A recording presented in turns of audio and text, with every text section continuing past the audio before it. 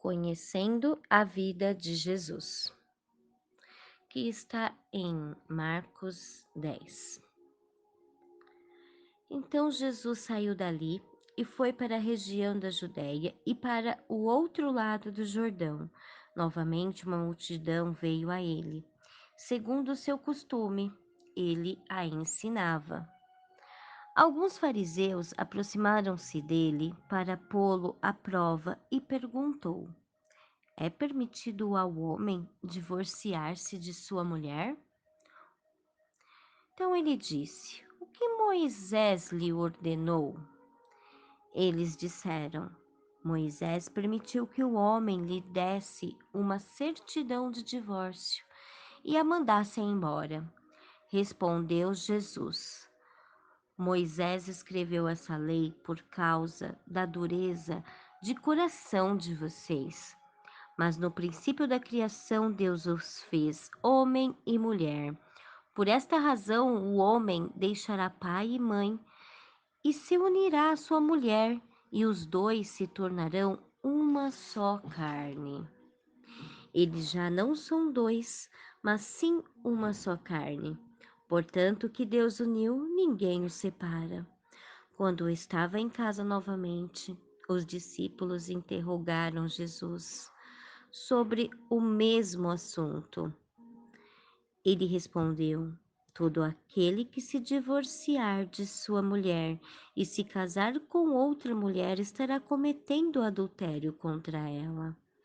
E se ela se divorciar do seu marido e se casar com outro homem, estará cometendo adultério.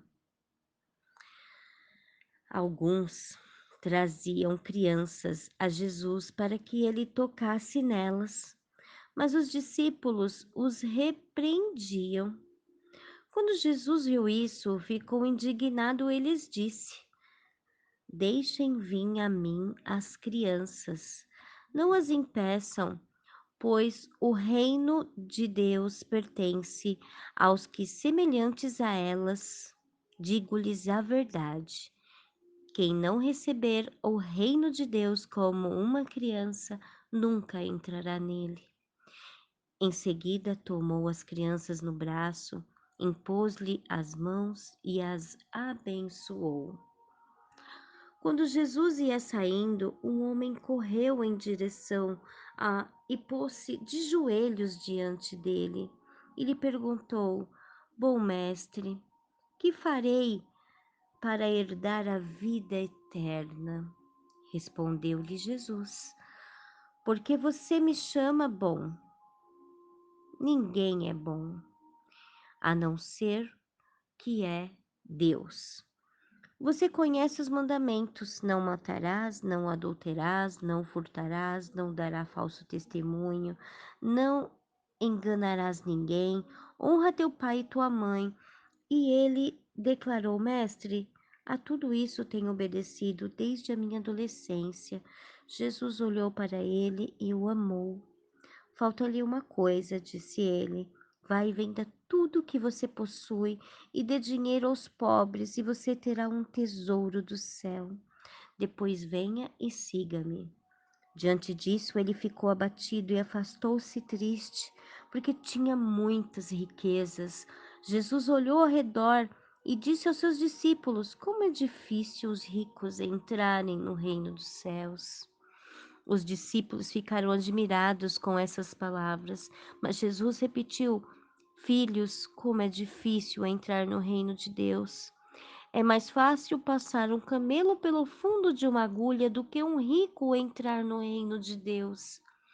Os discípulos ficaram perplexos, perguntavam uns aos outros: neste caso, quem pode ser salvo? Jesus olhou para eles e respondeu: para o homem é impossível, mas para Deus não. Todas as coisas são possíveis para Deus. Então Pedro começou a dizer-lhe: não deixemos tudo para seguir-te? Respondeu Jesus: digo-lhes a verdade. Ninguém que tenha deixado a casa, irmão, mãe, pai, filhos, campos, por causa de mim e do Evangelho, deixará de receber 100 vezes mais. Já não tempo, já não é tempo presente. Casas, irmãos, irmãs, mães e filhos. Com eles perseguirão na era futura a vida eterna. Contudo, muito primeiros serão os últimos e os últimos serão os primeiros. E eles estavam subindo para Jerusalém. Jesus ia à frente. Os discípulos estavam admirados enquanto o seguiam, estavam com medo. Novamente ele os chamou à parte, os 12, e lhes disse que havia de lhe acontecer. Portanto, subindo para Jerusalém, o Filho do Homem será entregue aos chefes dos sacerdotes e os mestres da lei. Eles o condenarão à morte e entregarão aos gentios, que zombarão dele, cuspirão nele, açoitarão e matarão. 3 dias depois, ele ressuscitará. Nisso, Tiago e João, filho de Zebedeu, aproximaram-se dele e disseram: Mestre, queremos que nos faça o que vamos te pedir. O que vocês querem que eu lhe faça? Perguntou eu a eles. Eles responderam: Permita que a tua glória nos assentemos com a tua direita e a tua esquerda.